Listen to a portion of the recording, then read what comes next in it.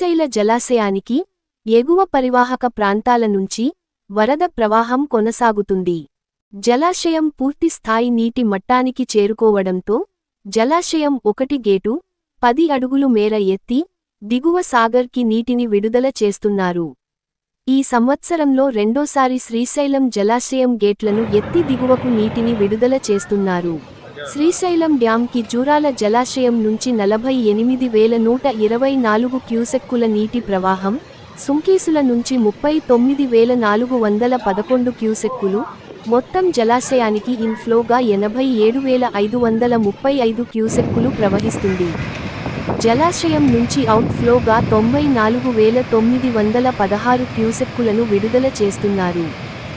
Srisailam dam పూర్తి స్థాయి నీటి మట్టం 885 అడుగులు కాగా, ప్రస్తుతం 883.90 అడుగులుగా నమోదైంది.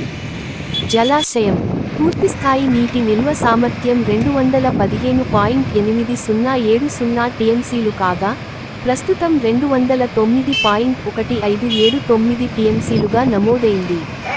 కుడి, ఎడమగట్టు జల విద్యుత్ కేంద్రాలలో విద్యుత్ ఉత్పత్తి కొనసాగుతుంది.